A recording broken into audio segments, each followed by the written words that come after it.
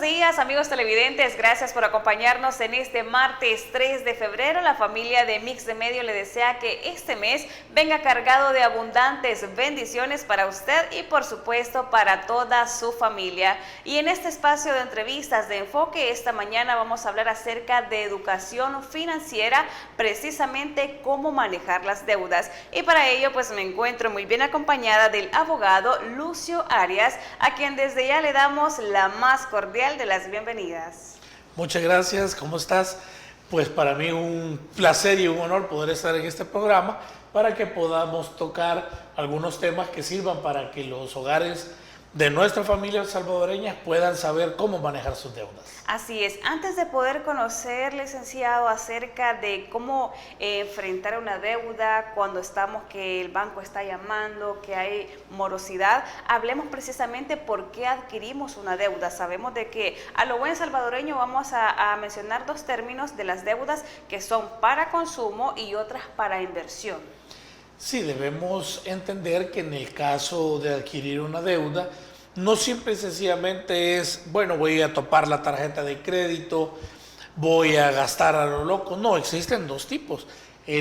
Como tú decías, el crédito para inversión es, bueno, quiero poner un negocio, quiero poner una cafetería, un restaurante, voy a acudir a una institución financiera para que me preste para ese proyecto. Sí. Ahora, las deudas de consumo son aquellas en las que compramos en el súper, compramos algún servicio o pedimos algún servicio, y esas son las que comúnmente maneja la mayoría de la población, que todos los días nosotros venimos y compramos alguna cuestión en el súper, en un centro comercial, etcétera. Pero muchas veces, licenciado, usted no me deja mentir que esas deudas de consumo precisamente no necesitamos lo que vamos a endeudarnos.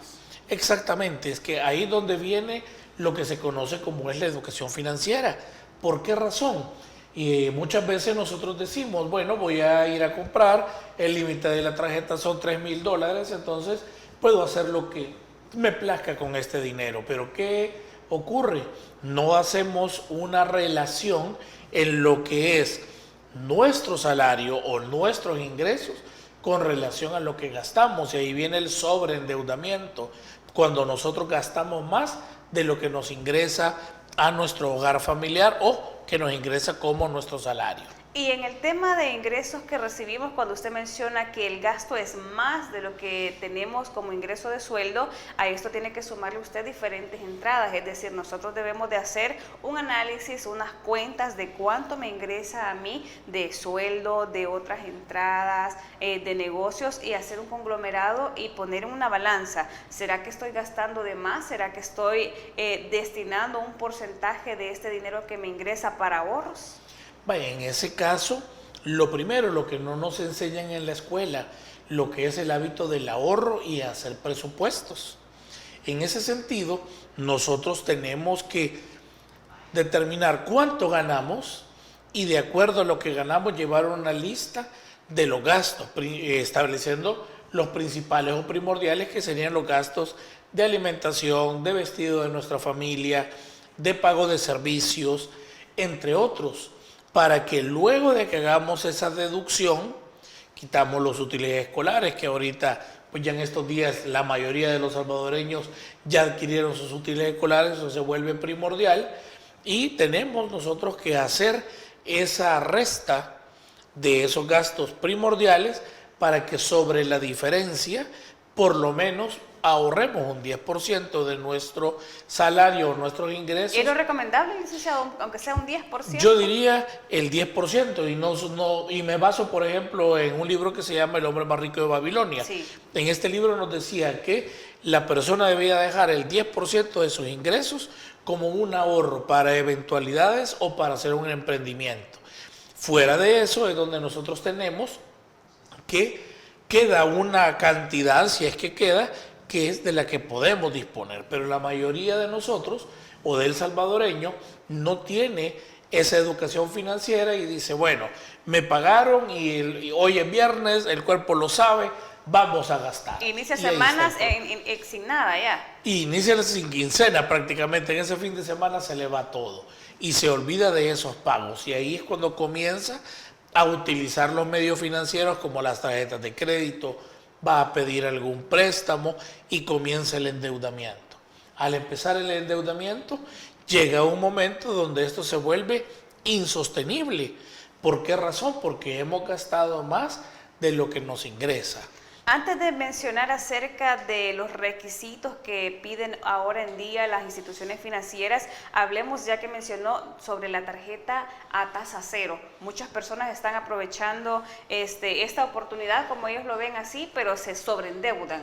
Es decir, compro tasa cero en esa institución, saco una lavadora, saco una refrigeradora, realmente necesito las cosas en casa, pero aparentemente estamos disque ahorrando con tasa cero, pero no es así. Eso depende, porque muchas veces, sí, si se sabe manejar la tasa cero, podríamos tener un verdadero ahorro. Pero el problema es, como lo decía anteriormente, como no tenemos un presupuesto de gastos, decimos, bueno, necesitamos esta lavadora, necesitamos esta pantalla. Y a veces, posiblemente sí se necesita, pero no está el presupuesto para poderla adquirir. Entonces es necesario también que recordemos que la tasa cero no es en la mayoría de los casos arriba del presupuesto de la misma tarjeta. Estamos utilizando el disponible. Quiere decir que si no podemos pagar la tasa cero, en algún momento esto se nos va a ir a lo que tenemos que pagar a capital, va a empezar a tener alguna comisión, van a empezar a cobrar intereses. Por eso que decíamos, si solo son $10, y lastimosamente esos $10, que si no hay una educación financiera y no lo podemos administrar, se nos va a convertir en una deuda mayor o se nos va a hacer una, como decimos en buen salvadoreño, una carga que no vamos a poder sostener en nuestros hombros. Muy bien, retomando siempre el ejemplo de que usted va a sacar una cocina, si usted pone atención, hay muchísimas instituciones en las que la cocina viene a costarle el doble, licenciado, es decir, compra una cocina en $300, si usted no está pendiente de cancelar como se debe, esos $300 se convierten en 600, y cuando a usted le dan la factura que ha pagado, si usted observa, tiene que ver cuánto va de amortización a capital y cuánto va de amortización a intereses. Sí, eso efectivamente también pasa. Muchas veces que compramos en una comercial y nos dan crédito, debemos entender que nos dan ese crédito a cambio de intereses. Exactamente. No existe ningún negocio que sea financiado que no lleve algún tipo de interés. Inclusive nuestra ley de protección al consumidor, la ley de bancos, autorizan que existan intereses por el crédito, por el riesgo que toma el acreedor, que en este caso sería la casa comercial o sería el comercio que nos da el financiamiento. Entonces tenemos que tener claro que nosotros vamos a pagar algún interés que va a ser cada vez mayor en la medida que usted tome más meses para pagarlo. Algunas empresas dicen, vaya, vamos a hacer una letra corrida de 4 meses sin intereses. Entonces le dan la posibilidad de que no pague intereses, pero si usted toma para 6 meses, para 8, 9 meses, 10 meses, 12 meses, 18 meses, hasta 36, va a haber un interés. Así que aunque usted vea una cuota pequeña, el problema es que ahí se le va a ir una pequeña cantidad para capital y lo demás va a ser el pago de intereses y comisiones. Entonces al final usted va a venir a determinar de que obtiene un servicio o un producto al doble o a veces hasta el triple de lo que le hubiera costado si hubiera ahorrado ahí, como decimos, en un puchito, y luego de tener ese ahorro lo hubiera ido a comprar de contado. Es bastante difícil poder mencionar acerca de que la población salvadoreña pueda hacer esto, ya que muchas veces, por ejemplo, la cocina, el tal consejo, típico consejo de la cocina, no puede esperar usted 8 meses si no tiene para cocinar, tiene que irla a sacar, pero hay otros artículos que realmente, como usted dice, sí es importante que las personas vayan ahorrando y ya tengan el dinero, entonces sí van a sentir ese alivio de poder comprar las cosas a menor costo, a como estamos diciendo, de pagar doble en algún comercial. Exacto. Prácticamente es de hacer presupuestos. Hacemos un presupuesto y en ese presupuesto decimos, bueno, se hace necesario la cocina, no podemos vivir en un entorno familiar o inclusive solteros sin tener un lugar donde generar nuestros alimentos, donde poderlos cocinar, donde poderlos refrigerar. Ahí viene también la necesidad de una refri. Entonces usted tiene que pensar en las cosas que tiene que adquirir, determinando lo que es necesario de lo que no lo es. Entonces ahí usted tiene que decir, bueno, mejor me aprieto el cinturón, dejo de gastar a lo loco, dejo de ir a comer comida chatarra, pero ya voy a tener mi cocina que me va a generar un ahorro, porque me voy a poder preparar mis alimentos en la mañana, en la tarde o en la mañana, y más saludable, por supuesto. Y generalmente nosotros no hacemos ese análisis. Decimos, lo voy a ir a comprar, y hay familias que tienen su cocina y la tienen de adorno. No cocinan en la cocina solo por generar un estatus o por poder decir, mire, véame todo lo que tengo. A veces una sola persona compra una refrigeradora que es para tener una familia casi de 5 hijos, pero solo es para uno. Entonces pensemos, se va a necesitar más energía eléctrica. Algunas de estos tipos de refrigeradoras requieren alguna instalación especial y va a consumir energía eléctrica. Es decir, que en vez de ahorrar, gastamos aún más dinero. Entonces siempre volvemos a caer al punto del endeudamiento.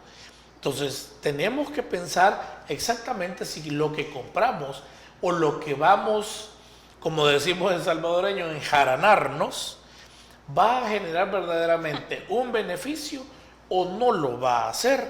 Entonces, en ese sentido, si va a generar un beneficio, tenemos que presupuestarlo. Y luego de salir de una deuda, vamos a entrar a otra deuda mayor. Así es. Esto es para el caso de productos o servicios. Comentemos acerca de cuando ya usted ha adquirido una deuda. Sabemos de que la población salvadoreña va a una institución financiera, previamente los requisitos, que más adelante los vamos a hablar, y usted firma sobre una tasa nominal. Es decir, usted va a un banco, por así comentarlo, y le dicen que la tasa nominal de ese préstamo que usted va a cancelar es del 3%, digamos. Pero alrededor de un año, licenciado, no me deja mentir que ese 3% se convierte en más. Es decir, y por eso también han sido penalizadas muchísimas instituciones financieras, porque cambian esa tasa nominal a tasas demasiado elevadas. Exacto. Lo que ocurre es que según la ley de bancos, cada institución bancaria en cierto tiempo tiene que publicar en el diario de circulación nacional sus cambios a tasas de interés, sus comisiones, sus recargos, y en una cláusula de ese contrato con el cual nosotros nos endeudamos, dice que esta tasa de interés es según la última publicación hecha por la Superintendencia del Sistema Financiero o por el Banco Central. De acuerdo a eso, si hay un cambio en las tasas de interés, primero va a salir la publicación, y creo que todos los salvadoreños hemos visto que en alguna época del año aparece una publicación con todas las tasas de interés actualizadas de todas las instituciones financieras. Entonces, muchas de ellas dicen, mire, se va a someter a la tasa de interés que haya sido autorizada, es decir, que la tasa se vuelve variable. Por eso podemos nosotros denunciar en la Defensoría del Consumidor si en algún momento esa variación no se nos explicó o no se nos hizo saber que iba a haber cambio, o en el peor de los casos también, que no se haya hecho referencia y que automáticamente se haga el cambio.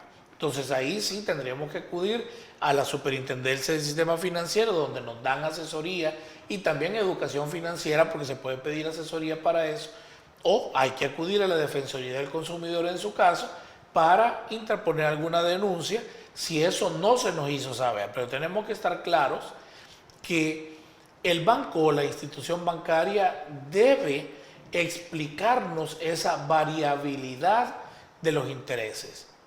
No debemos pensar que se van a mantener fijos durante el tiempo o que no se van a hacer otros cargos sobre las comisiones. Un día en mi despacho alguien me llegó a preguntar o a pedirme asesoría, mire, a mí me dieron una tasa de interés, pero me están cobrando un seguro de deuda. Entonces, mire, veamos el contrato, veamos los anexos del contrato, y ahí establecía que mientras no se pagara la cuota completa o no se terminara la obligación, se iba a pagar un seguro de deuda. Esto es en caso de que el deudor fallezca y una empresa aseguradora paga al banco, y eso es obligatorio. El seguro de deuda a alguna institución le da la posibilidad a usted que pague o no ese seguro de deuda. Pero en esos anexos que vienen en los contratos, que hay que leerlos detenidamente, aunque a veces la letra nos parezca muy pequeña, aparecen ese tipo de cláusulas. Firmamos a ciegas. Muchas veces el salvadoreño, bueno, y creo que en general, creo que en todas partes del mundo pasa, que firman el contrato sin leerlo o muchas veces sin asesorarse, o a veces ni siquiera lo entienden el contrato. Pensamos más en, bueno, aquí está el dinero que yo necesito, aquí voy a firmar. Sí. Y se nos olvida que estamos generando una obligación que nos genera a todos un vínculo con una institución bancaria. Esos son los que se conocen como contratos de adhesión. Importante información, abogado, que me gustaría que ampliáramos más detalles luego de la pausa comercial. Perfecto. Ok, amigos televidentes, nos vamos a nuestra primera pausa comercial, no sin antes recordarle a usted que si necesita recibir medicamentos hasta la puerta de su casa, nada más debe llamar o escribir al número de teléfono 2609-9000 y Farmacias La Buena le lleva las medicinas hasta la puerta de su hogar. No nos cambie, ya retornamos con más enfoque.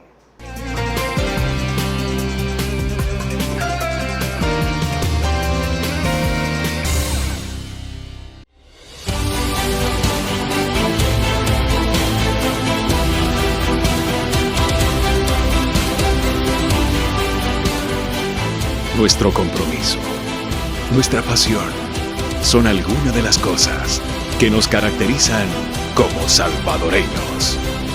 Farmacia La Buena, la farmacia de todos.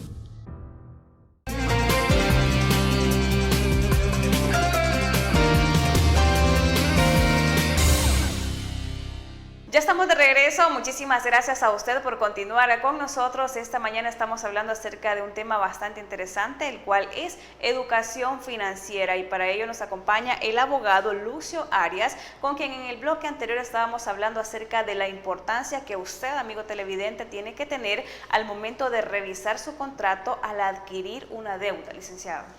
Sí, correcto. Mencionábamos en el espacio anterior, antes de los comerciales, que debemos conocer a qué nos obligamos, y eso es un derecho que está en la legislación del consumidor. Sí. La ley de protección al consumidor establece el derecho de información. Sobre esa base, conociendo lo que es el derecho de información, usted puede hacer todas las preguntas, todas las dudas, y la institución financiera o quien le dé un crédito tiene el deber de que usted conozca cuáles los alcances de la obligación que va a tener. Y ojo que muchas veces también nos hacen firmar letras de cambio o pagarés en blanco. Eso también está prohibido por la ley del consumidor. Usted tiene que pagar conforme al préstamo o a lo que usted obtiene con ese préstamo. Es muy común que si se nos da un servicio, por ejemplo, un servicio de telefonía, firmamos el contrato de pospago, y ¿qué ocurre? Nos hacen firmar también una letra de cambio o un pagaré, dependiendo de la institución, y no nos ponen el monto de la obligación. El monto tiene que ser el total de lo contratado. En los pagarés, si va a llevar algún tipo de interés, debe establecerse en ese mismo contrato el interés, y en el mismo pagaré que vamos a firmar debe aparecer también el interés. Eso nos sirve para que al pedir un estado de cuenta nosotros podamos conocer cuánto va a capital y cuánto queda como pago de los intereses, para que llevemos un orden de nuestros pagos. Muchas veces la gente no pide sus estados de cuenta y nunca sale de la deuda, licenciado. Y nunca sale. Sabemos de que pueden pedir, qué sé yo, $1,500, pueden pasar 2-3 años, y como no consultan estados de cuenta y muchas veces dejan el pago que tienen que hacer y solo abonan, esta deuda se les triplica. Correcto, es como lo que ocurre muchas veces en el manejo de las tarjetas de crédito. En el estado de cuenta dice pago total, pago mínimo. Y la gente dice, bueno, me están poniendo $15 de pago mínimo, voy a pagar solo $15. Más lo que no entienden es que todo lo que consumieron va a generar un interés porque se va a cargar al siguiente estado de cuenta. Y sabemos que hay diferentes tipos de intereses, interés compuesto, hay también cargos por administración que la persona debe ver a detalle lo que sucede en su estado de cuenta. Exacto, por eso mismo que tenemos que leer detenidamente el contrato y también educarnos financieramente para que con esto sepamos a qué nos hemos obligado. Y si no hemos entendido, antes de aceptar la tarjeta de crédito, antes de pedir el préstamo, antes de solicitar algún tipo de crédito en una comercial, debemos entender cuánto vamos a pagar de capital y cuánto vamos a pagar de interés y hacer la sumatoria si conviene pagarlo de contado o si nos conviene pagarlo al mínimo de meses con los intereses que nos vaya a establecer la institución financiera o la comercial. Por eso es muy importante que usted pregunte, no se quede con la duda. Debemos de recordar que a la empresa lo que le interesa es el crédito, a la empresa lo que le interesa es que usted consuma, pero su interés como consumidor es saber a qué se obliga, no comenzar a pagar intereses, pagar comisiones, pagar penalidades, que si en un dado caso no se pagan, vamos a terminar en un departamento jurídico o en el peor de los casos ya dentro de un juicio ejecutivo donde nos pueden embargar nuestro salario. Y ya cuando se embarga nuestro salario por una orden judicial, ya es un poco más difícil solucionar ese tipo de problemas. Esta es una gran problemática que acaba de mencionar, pero a esto también se le suma la mala calificación. Es decir, si usted ha quedado mal en cualquiera de la institución financiera que esté en red con DICON y todo eso, cuando usted solicita, qué sé yo, una casa, otro préstamo que realmente es urgente, no se lo aprueban precisamente porque usted está mal calificado. Exactamente, ahí tenemos otra situación bastante grave y es el hecho de nuestro récord financiero.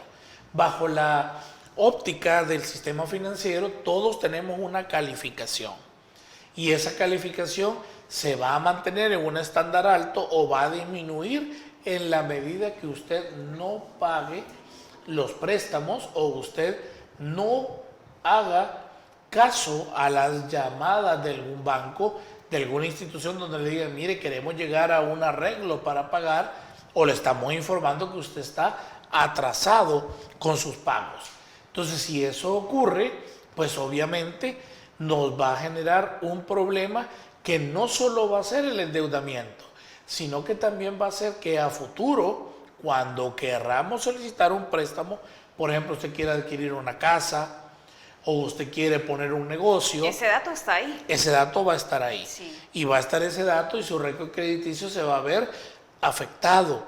Entonces va a ser más difícil que le den un crédito. Por eso es lo importante de tener un estándar de gastos, un presupuesto también de gastos e ingresos para poder manejar sabiamente y responsablemente también nuestras finanzas. Muy bien, si hablamos meramente de que yo adquirí un préstamo en una institución financiera, dejé de pagar, ¿en qué momento me embargan? ¿En qué momento pasa un proceso judicial que previamente los asesores del banco están llamándole? Correcto. En estos casos, primeramente, si usted no hace sus pagos, tenemos diferentes estados de deuda. Deuda de 30 días, deuda de 60 días, deuda de 120 días. ¿Qué ocurre? La mayoría de las instituciones, usted se atrasa y ya lleva una deuda por 30 días, comienzan las llamadas. O algunas. Y las personas que hacen llamadas, muchas veces bloquean el teléfono. Bloquean el teléfono, sí. Un número desconocido no lo contesta. Y ese es el peor error. ¿Por qué? Porque si nosotros no atendemos la llamada de la empresa, no hay una conciliación. No hay una conciliación y la empresa que va a pensar, bueno, no nos va a pagar, no va a ser pagar. un deudor moroso más de los que tenemos acá en nuestro sistema y tenemos que hacer una gestión de cobro. Ahora, la Defensoría del Consumidor nos protege porque no hay un cobro abusivo. Hay horas también para realizar el cobro, no es que le van a hablar a las 10 de la noche o le van a estar hablando a las 6 de la mañana, no ha sonado el despertador y ya le llamaron. Sí. Pero sí, usted tiene que atender esas llamadas, le guste o no le guste. Esto se debió a su mala educación financiera. Y como usted no pagó o dejó de pagar, tiene que soportar eso. ¿Para qué? Para tratar de llegar a un acuerdo o que sea una manera más fácil de llegar a un acuerdo. ¿Pero qué? Para llegar a un acuerdo tenemos dos mecanismos. Uno es pagar el total y pedir que nos exoneren intereses, que nos exoneren comisiones, o el segundo escenario, ya que si usted no paga, lo van a llevar a un tribunal. Entonces se inicia un juicio ejecutivo mercantil.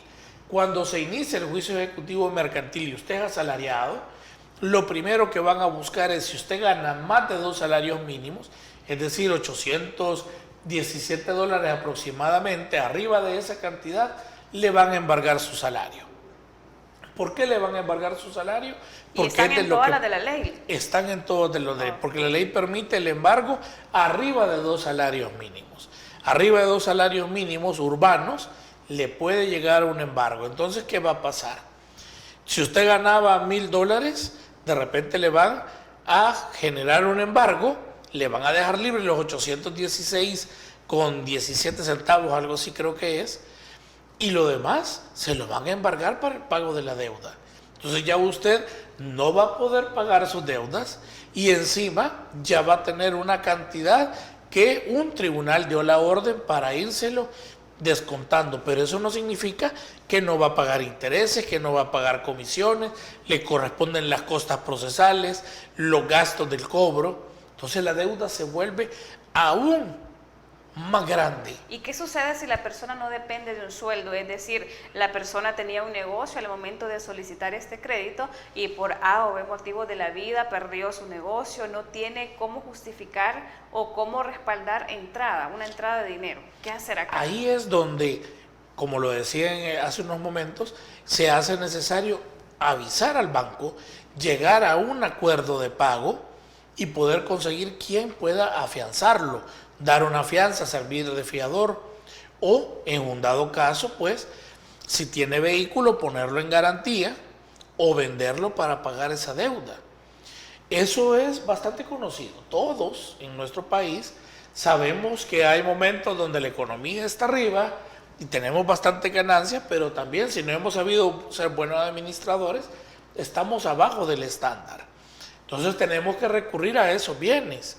¿Por qué? Porque si nos fue mal en el negocio, el banco no va a decir, bueno, pobrecito, te vamos a perdonar. La deuda existe. Entonces, obviamente, el banco va a buscar, o la institución financiera va a buscar cobrar. En este contexto, podemos mencionar si la persona no ha contestado la llamada, si la persona no ha tenido una conciliación con la institución financiera, con una institución comercial, estos pueden proceder a vías legales y poder pues mantener como embargados sus bienes, es decir, vehículo, motocicleta. Claro, sí pueden embargarse ciertos bienes. La ley faculta al juez a nombrar a un ejecutor de embargo, que es un especialista en este tipo de diligencia y él sabe qué bienes va a embargar y qué bienes no puede embargar.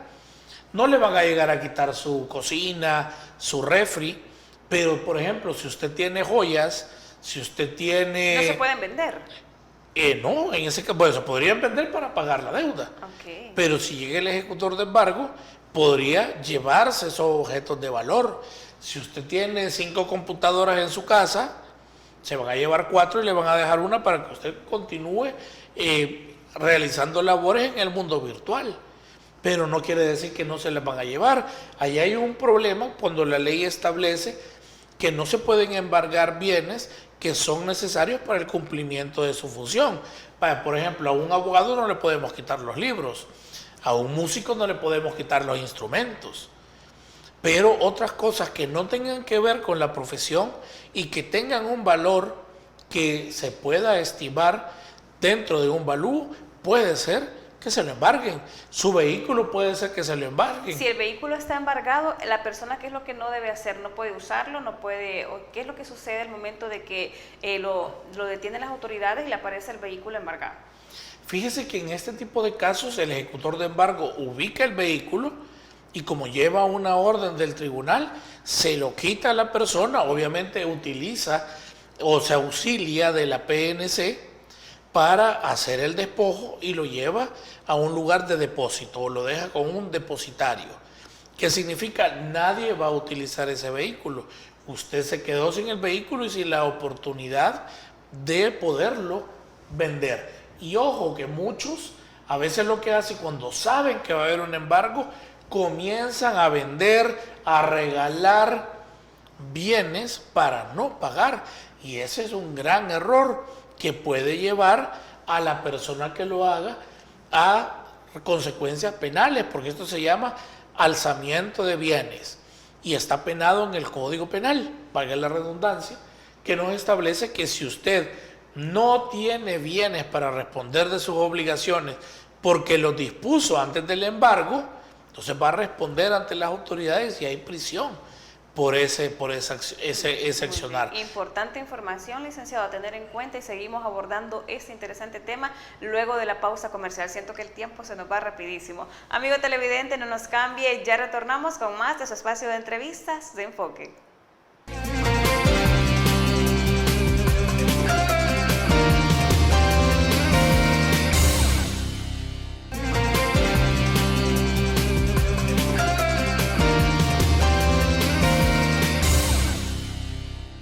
Ya estamos de regreso, muchísimas gracias a usted por continuar con nosotros. El tema de esta mañana, educación financiera relacionado al tema de las deudas. Me encuentro acompañada del abogado Lucio Arias, con quien estábamos abordando acerca de que si usted ya tiene una deuda financiera, si no ha contestado llamadas, si se le ha hecho imposible el pago de su deuda, pues ya viene un proceso judicial, licenciado. Correcto. Hablamos ahora, cuando ya ha pasado todo este proceso, hablamos de embargos también, qué hacer, lo que usted no debe hacer, vender sus bienes, regalar sus bienes. Viene el punto en que, ¿qué sucede si en el juicio soy vencido y qué es lo que pasa después?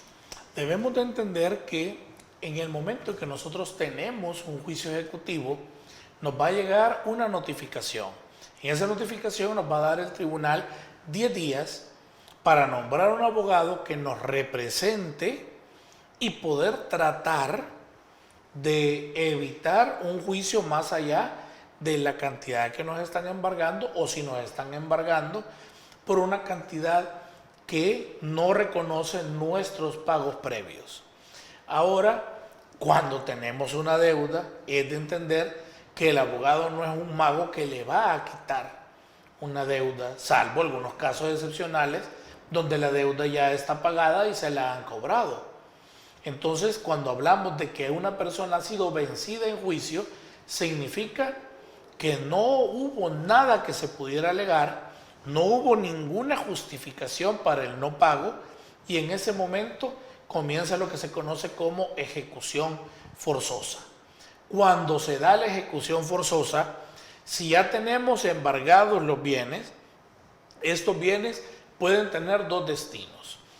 Uno, que el acreedor los acepte en pago, o dos, que usted le solicite al juez poderlos vender usted mismo para obtener una ganancia, o por lo menos para poder pagar la totalidad de la deuda. Entonces, en ese caso, el juez puede autorizar el pago para el acreedor o autorizarle a usted que lo vende. Y esto es muy importante para las personas que tienen embargados sus inmuebles de habitación o cualquier tipo de inmueble. Muchas veces en el juicio ejecutivo se nombra a un valuador, él establece un valor sobre ese inmueble y esa es la base para venderlo en pública subasta. Si se vende en pública subasta, quien ofrezca más en esa subasta se va a quedar con el inmueble. Pensemos en un caso, su inmueble vale $200,000, pero le hicieron un valúo por $100,000. Usted está perdiendo $100,000 más. Entonces ahí es donde cabe la posibilidad, y ahí sí es necesario nombrar a un profesional del derecho como un abogado o un abogado y notario. ¿Para qué? Para que le ayude a usted con autorización del tribunal a vender el inmueble por usted mismo. Entonces el tribunal le da un plazo para que usted pueda vender el inmueble a un mayor valor, cancelar esa deuda y si hay diferencia, esa le quede a usted. ¿Por qué razón? Porque si se hace de otra manera, usted además de pagar la deuda, va a pagar un bien, o sea, va a perder un bien que gana plusvalía. Usted lo pudo haber vendido a un mayor valor. Pensemos en la actualidad, en la situación inmobiliaria en la que nos encontramos. Esta situación inmobiliaria es que usted ahora tiene un inmueble que en su momento le pudo haber costado $25,000, $30,000, pero actualmente ya está rondando los $100,000. Pero en nuestro antecedente de compra aparece otro valor. Y obviamente cuando se hace el valúo, no necesariamente va a ser al valor de mercado. O se va a tomar el valor de mercado o se va a tomar el valor subjetivo que usted quiera darle a ese inmueble. Por ejemplo, es la casa de la abuela que usted aceptó por herencia. Usted sabe que han vivido generaciones ahí. La casa tiene un valor, además de económico, un valor simbólico. Sí. Y usted puede tal vez obtener que algún familiar o algún amigo le pague el valor económico y el valor simbólico. ¿Para qué? Para que usted pueda llevar por esa venta forzada que se hace por orden judicial una ganancia y poder solventar sus deudas. Solo que yo aclaro a todos los televidentes que lo mejor es llegar a acuerdos antes de llegar al juicio ejecutivo. ¿Por qué? Porque en el juicio ejecutivo ya un abogado se encuentra limitado para poder realizar alguna gestión o algo para sacarlo de la deuda. Ya es más difícil, no imposible, pero ya es más difícil que la institución bancaria o la institución que lo está embargando llegue a un acuerdo con usted. Inclusive si es a través de la figura de haber trabajado con un usurero. Es muy difícil que él quiera llegar a un acuerdo si él ya invirtió tiempo en cobrarle, ya invirtió tiempo en esperar, ya nombró abogado para que le siga el juicio, ya pagó el ejecutor de embargo. Entonces ya es muy difícil llegar a un acuerdo cuando nos encontramos en la sede judicial. Pasa otra de las situaciones también que es importante conocer, el hecho de cuando usted ya ha sido vencido en juicio, sabemos de que la institución puede cargarle intereses en mora por cobrarle a usted y puede cobrarle también cargos por administración o diferentes actividades bancarias que se realizan. ¿Está la persona en obligación de pagar todo este proceso también? Mire, según la documentación que se acredite por el tribunal, es decir, la institución financiera de llevar su estado de cuenta, va a hacer valer el interés moratorio, el interés legal, el interés convencional, las comisiones que ha generado por realizar el cobro del valor de los abogados. Entonces, legalmente tiene que pagar todo eso. Es decir, la deuda le sale aún más cara. Ahora, siempre los representantes de las instituciones financieras pues, tienen un margen de negociación. Entonces, si hay una apertura de realizar una negociación, si alguien puede prestarle cierta cantidad de dinero, acuda a la institución financiera o al despacho que está haciendo el cobro y trate de negociar, pero eso lo tiene que hacer de una manera seria. ¿Por qué digo de una manera seria? Porque muchas veces algunas personas quieren dilatar el tiempo de pago y no llevan una propuesta seria. Y el hecho de que intenten dilatar no es perjudicial para el banco o la institución financiera. Si cada día que pasa genera más intereses, más comisiones. Si usted dilata esa negociación, el que se va a ver perjudicado siempre usted si está en la mora. Por eso tenemos que pensar seriamente que si vamos a llegar a un acuerdo, hay que buscar cómo pagarlo, ya sea que nos presten dinero, ya sea que vendamos algunos bienes de valor nuestros donde podamos obtener algún tipo de ganancia para poder realizar esa venta. Pasado el juicio que hemos llegado a ser vencidos, ¿qué sucede también, licenciado? Es importante conocer este proceso. No llegó a ninguna conciliación, la persona no tiene bienes para poder responder ante la deuda. ¿Procede encarcelamiento esto?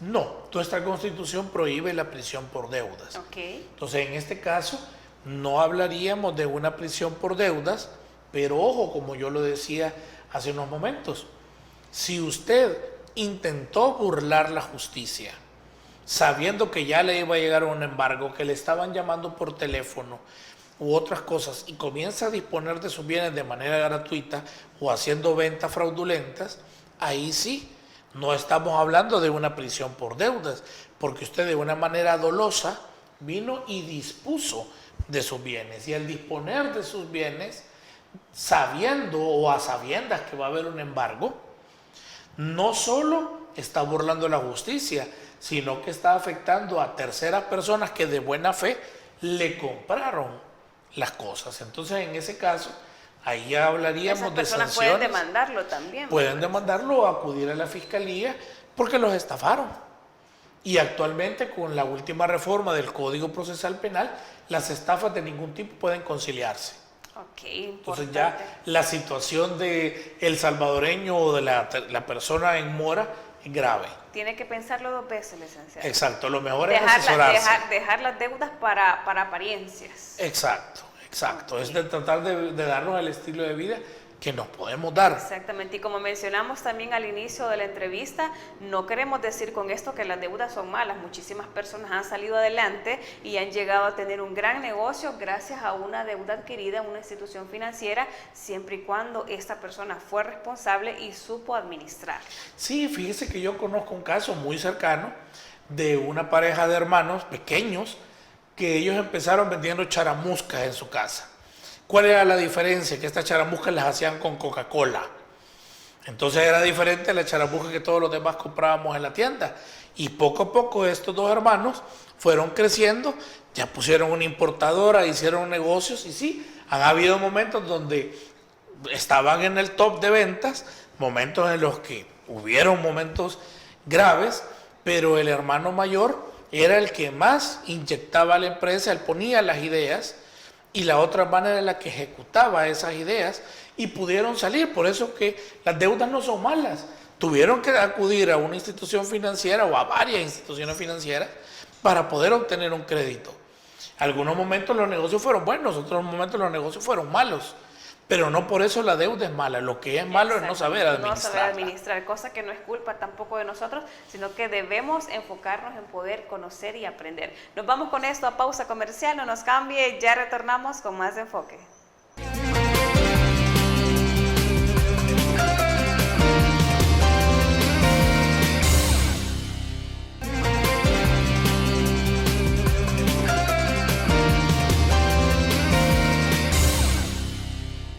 Gracias por acompañarnos y hemos llegado al final de su espacio de entrevista de Enfoque, donde hemos hablado un tema meramente importante y que es responsabilidad de todos conocer acerca de la educación financiera. Nuestro invitado Lucio Arias quiere compartir un mensaje muy importante con la población salvadoreña acerca de este tema, licenciado. Correcto.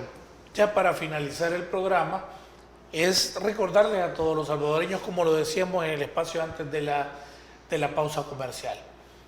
No es malo tener una deuda. La deuda dineraria es aquella que tenemos que pagar en dinero. Es decir, a nosotros nos prestan $5,000 y debemos pagar esos $5,000 más los intereses. Ahora, lo importante que hay que hacer con nuestros hijos y que hay que pedirle a las autoridades de nuestro país que están reformando los planes escolares, y actualmente creo que es el momento idóneo, que a los niños se les dé educación financiera. Enseñarles a ahorrar, que si quieren un determinado juguete, vaya, aquí está la alcancillita para el cumpleaños, y estarle poniendo $1, 50 centavos o una cora, pero que el niño vaya generando ese hábito del ahorro, que el niño sepa, bueno, yo quiero tal juguete, yo voy a empezar a pedirle a mi papá 25 centavos diarios para irlos poniendo en este cuchito y saber que al final del año, o por ejemplo para Navidad o para el cumpleaños del niño, ya esté ese cuchito con bastante, si no es todo, lo que queríamos comprar. Y ya el niño ve que ese hábito de ahorro le sirve para darle sus lujos, para darle lo que él quiera. Entonces es indispensable que exijamos a las autoridades educación financiera, pero mientras eso ocurre, también nosotros tenemos que dar educación financiera a nuestros hijos. Y nunca es tarde, así como nosotros ya también, ¿verdad? Como ya mencionamos anteriormente, evitar las apariencias también del hecho de endeudarnos por darle a querer dar a conocer a las personas de que tenemos esto, tenemos lo otro. Correcto, miren, la verdad, nosotros vemos en redes sociales a veces la vida de algunas personas, vemos en TikTok que hay personas que gastan una gran cantidad de dinero, pero muchas veces, no digo que todas, es una situación falsa. Es una situación de presumir un estilo de vida que no existe. ¿Y de qué le sirve presumir un estilo de vida? Como hay un chiste por ahí, ¿de qué le sirve tener un iPhone si no tiene saldo para ponerle? Sí. Sí. Y valga el comercial, perdón, pero ¿de qué le sirve un celular de alta gama si no tiene saldo para ponerle? ¿De qué le sirve tener un vehículo deportivo si no tiene para echarle gasolina al carro? Entonces, y va a andar en bus, solo lo va a sacar el día de la quincena. No, tenemos que educarnos en cuál es el estilo de vida, qué esfuerzos vamos a hacer para mejorar nuestro estilo de vida, pero no vivir de las apariencias. La verdad que de las apariencias no vive nadie, y al final, si usted quiere vivir de apariencias, lo que va a pasar es que lo van a embargar y después todo el mundo va a hablar de que lo embargaron, no de lo que tenía, y todo el mundo va a decir, como decía un profesor en la universidad, activos vemos, pasivos no sabemos. Es decir, no sabemos las deudas que tiene la persona. Vemos todo lo que exhibe, pero no sabemos que está completamente endeudada. Así es, algo importante también, como ya mencionamos anteriormente, es tener ahorrado también para eventualidades. Es decir, mi mamá se enfermó, mi hijo se enfermó, mi hermana se enfermó. Yo tengo cómo poder responder en ese momento y no encontrarnos en esa situación tan difícil que tal vez más de alguna vez cada uno ha pasado, de decir, no tengo por completo para poderle comprar la medicina, no tengo para comprarle, para pagarle la consulta con el doctor. Sin embargo, debemos de hacer esos cambios. Correcto, es necesario hacer esa idea de un presupuesto, saber que van a haber eventualidades. Usted no sabe cuándo se va a enfermar su hijo, cuándo va a haber una emergencia, cuándo va a haber un accidente, y al final esas deudas pues son accidentales, prácticamente no las tenemos en la mira ni las pensamos. Y a pesar de que podemos estar ahorrando, como dice el hombre más rico de Babilonia, el 10%, puede ser que ese 10% no nos alcance para esa factura del hospital. Entonces ahí sí tenemos que disponer de soportes de pago, de medios de pago, pero a sabiendas de que ese dinero tenemos que pagarlo. Y es por un fin que meramente usted sabe que para nuestro ser querido no hay limitante. Lo que queremos es que esté bien y que Dios le regrese la salud, ¿verdad? Exactamente. Pero tenemos que pensar que, bueno, si no tenemos suficiente dinero para pagar un hospital privado, tenemos que llevarlo a la red de salud, que está muy buena actualmente. Yo incluso he acudido a la red de salud, está muy interesante, está muy completo, pero no vamos a decir también por lo mismo que decíamos de las apariencias, uy, lo llevaron al Hospital Nacional. No, si no se puede, si no está la capacidad, hay que llevarlo. Exactamente. Después las medicinas podremos nosotros ver cómo las adquirimos o tomamos una deuda para eso. Licenciado, quiero agradecer infinitamente el hecho de acompañarnos y brindar esta información tan importante a la población salvadoreña respecto a la educación financiera. Esperamos tenerlo pronto para seguir abordando estos temas de tanto interés. Muchas gracias. Aquí voy a estar siempre a disposición cuando interesen o cuando nos quieran invitar. Estamos a la orden. Así es, y muchísimas gracias también a usted, amigo televidente. Nos vemos en una próxima emisión, por supuesto, acá en su programa de Enfoque.